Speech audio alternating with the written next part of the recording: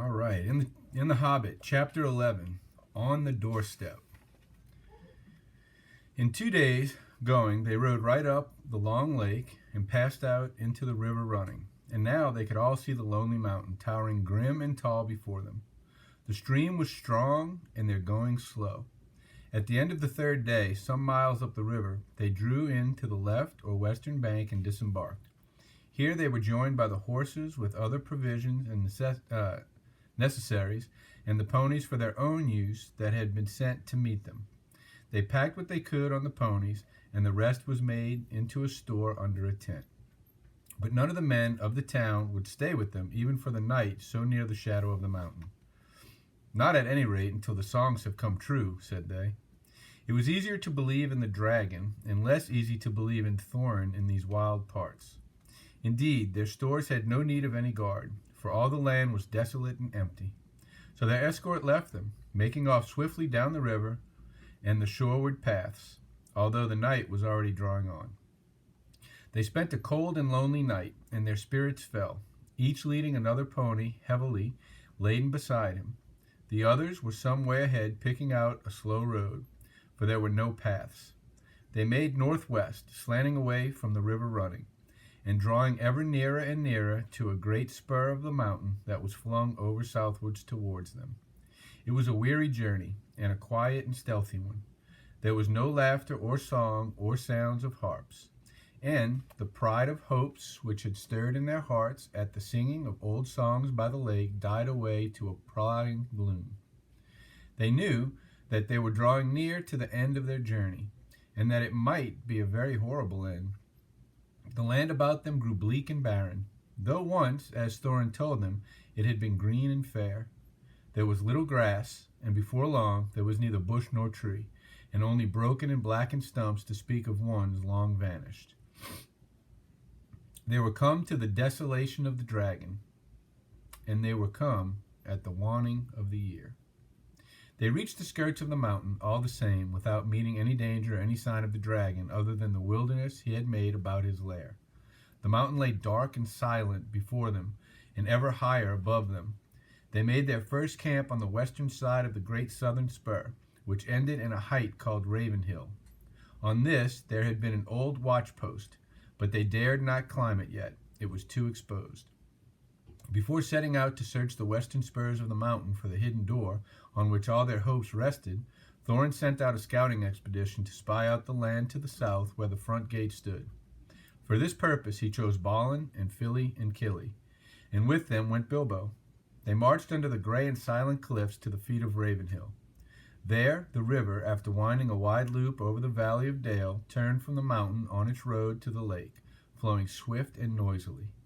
Its bank was bare and rocky, tall and steep above the stream, and gazing out from it over the narrow water, foaming and splashing among many boulders, they could see in the wide valley shadowed by the mountain's arms the gray ruins of ancient houses, towers, and walls.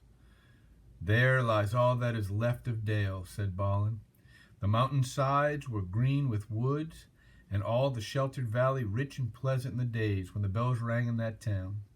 He looked both sad and grim as he said this. He had been one of Thorin's companions on the day the dragon came. They did not dare to follow the river much further towards the gate, but they went on beyond the end of the southern spur, until lying hidden behind a rock they could look out and see the dark, cavernous opening in a great cliff wall between the arms of the mountain. Out of it the waters of the running river sprang, and out of it too there came a steam and a dark smoke. Nothing moved in the waste, save the vapor and the water, and every now and again a black and ominous crow. The only sound was the sound of the stony water, and every now and again the harsh croak of a bird. Balin shuddered. "Let us return," he said. "We can do no good here, and I don't like these dark birds. They look like spies of evil." "The dragon is still alive and in the halls under the mountain then, or I imagine so from the smoke," said the hobbit. "That does not prove it," said Balin, "though I don't doubt you are right. But he might be gone away some time, or he might be lying out on the mountainside keeping watch, and I still expect smokes and steams would come out of the gates. All the halls within must be filled with his foul reek." With such gloomy thoughts, followed ever by croaking crows above them, they made their weary way back to the camp. Only in June they had been guests in their fair house of Elrond, and through autumn was now crawling towards winter. And though autumn was now crawling towards winter, that pleasant time now seemed years ago. They were alone in the perilous waste, without hope of further help. They were at the end of their journey, but as far as ever, it seemed, from the end of their quest. None of them had much spirit left. Now, strange to say, Mr. Baggins had more than the others. He would often borrow Thorin's map and gaze at it, pondering over the ruins and the message of the moon letters Elrond had read. It was he that made the dwarves begin the dangerous search on the western slopes for the secret door. They moved their camp then to a long valley, narrower than the great dale in the south, where the gates of the river stood, and walled with lower spurs of the mountain. Two of these here thrust forward west from the main mass in long, steep-sided ridges that fell ever downwards towards the plain.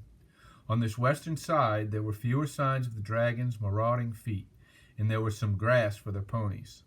From this western camp, shadowed all day by cliff and wall until the sun began to sink towards the forest, day by day they toiled in parties searching for paths up the mountainside. If the map was true, somewhere high above the cliff at the valley's head must stand the secret door. Day by day they came back to their camp without success. But at last, unexpectedly, they found what they were seeking. Philly and Killy and the Hobbit went back one day down the valley and scrambled among the tumbled rocks at its southern corner. About midday, creeping behind a great stone that stood alone like a pillar, Bilbo came on what looked like rough steps going upwards. Following these excitedly, he and the dwarves found traces of a narrow track, often lost, often rediscovered, that wandered on to the top of the southern ridge and brought them at last in a still narrower ledge, which turned north across the face of the mountain. Looking down, they saw that they were at the top of a cliff at the valley's head, and were gazing down onto their own camp below. Silently, clinging to the rocky wall on their right, they went in single file along the ledge, till the wall opened and they turned into a little steep-walled bay, grassy-floored, still and quiet. Its entrance, which they had found, could not be seen from below because of the overhang of the cliff, nor from further off because it was so small that it looked like a dark crack and no more.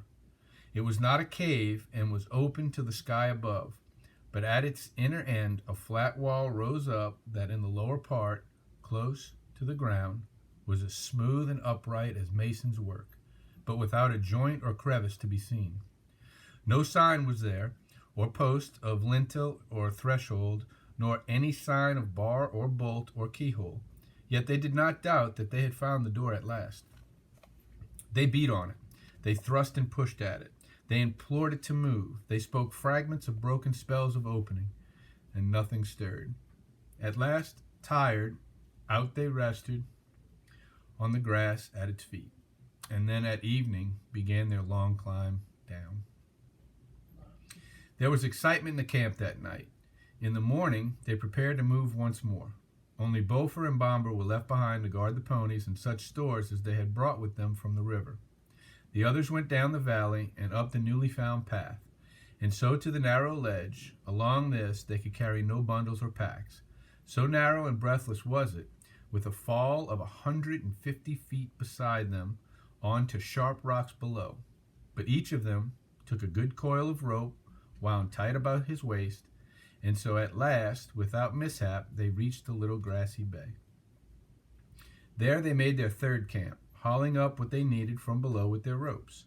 Down the same way, they were able occasionally to lower one of the more active dwarves, such as Killy, to exchange such news as there was, or to take a share in the guard below, while Beaufort was hauled up to the higher camp. Bomber would not come up either the rope or the path. "I am too fat for such fly walks," he said. "I should turn dizzy and tread on my beard, and then you would be 13 again, and the knotted ropes are too slender for my weight." Lucky for him, that was not true, as you will see. In the meanwhile, some of them explored the ledge beyond the opening and found a path that led higher and higher on to the mountains. But they did not dare to venture very far that way, nor was there much use in it. Out up there silence reigned, broken by no bird or sound except that of the wind in the crannies of stone. They spoke low and never called or sang, for danger brooded in every rock. The others, who were busy with the secret of the door, had no more success. They were too eager to trouble about the ruins or the moon letters, but tried without resting to discover where exactly in the smooth face of the rock the door was hidden. They had brought picks and tools for many sorts from Lake Town, and at first they tried to use these. But when they struck the stone, the handles splintered and jarred their arms cruelly, and the steel heads broke or bent like lead. Mining work, they saw clearly, was no good against the magic that had shut this door. And they grew terrified, too, of the echoing noise. Bilbo found sitting on the doorstep lonesome and wearisome. There was not a doorstep, of course, really, but they used to call the little grassy space between the wall and the opening the doorstep in fun. Remembering Bilbo's words long ago at the unexpected party in his hobbit hole, when he said that they could sit on the doorstep till they thought of something. And sit and think they did, or wandered aimlessly about, and gloomer they became. Their spirits had risen a little at the discovery of the path, but now they sank into their boots, and yet they would not give it up and go away. The hobbit was no longer much brighter than the dwarfs. He would do nothing but sit with his back to the rock face and stare away west through the opening, over the cliff, over the wide lands to the black wall of Mirkwood, and to the distances beyond, in which he sometimes thought he could catch glimpses of the misty mountains, small and far.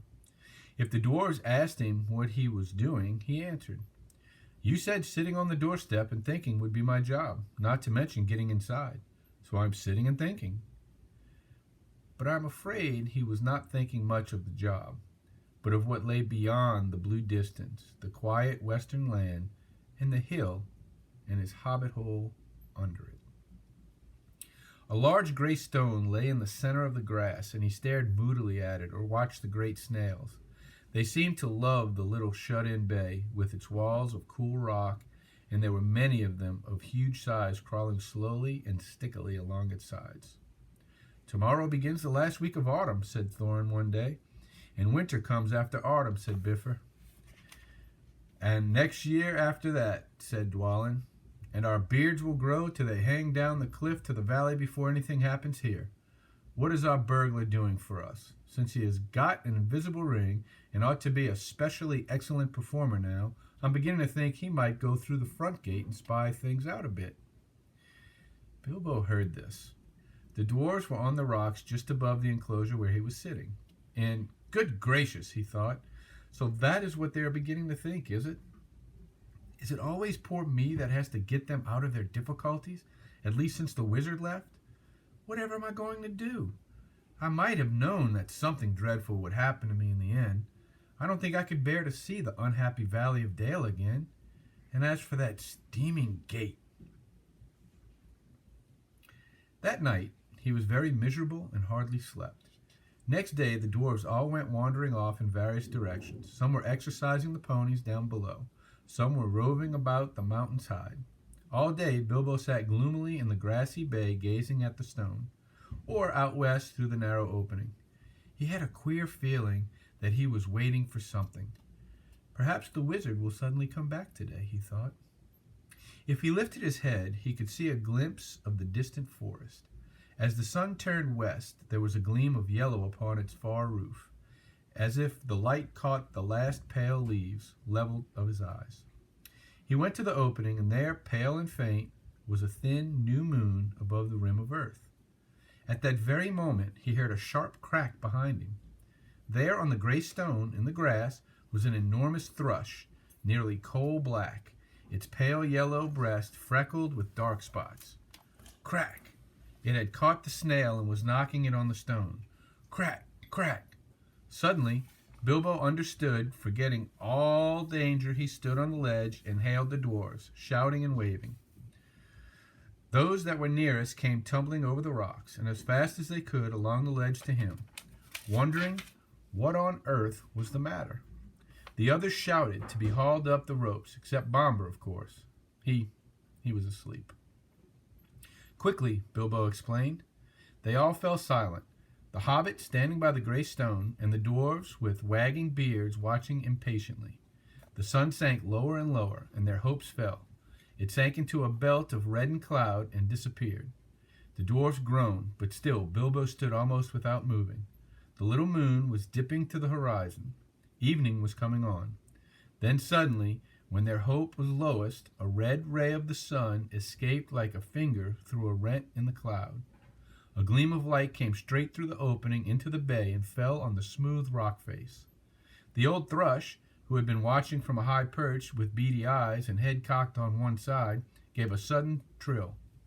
There was a loud crack. A flake of rock split from the wall and fell.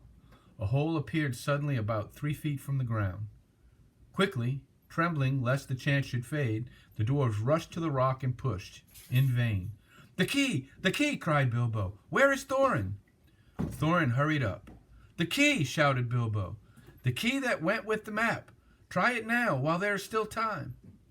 Then Thorin stepped up and drew the key on its chain from round his neck. He put it to the hole. It fitted and it turned. Snap! The gleam went out. The sun sank. The moon was gone, and evening sprang into the sky. Now they all pushed together, and slowly a part of the rock wall gave way. Long straight cracks appeared and widened. A door 5 feet high and 3 broad was outlined, and slowly, without a sound, swung inwards. It seemed as if darkness flowed out like a vapor from the hole in the mountainside, and deep darkness in which nothing could be seen lay before their eyes, a yawning mouth leading in and down.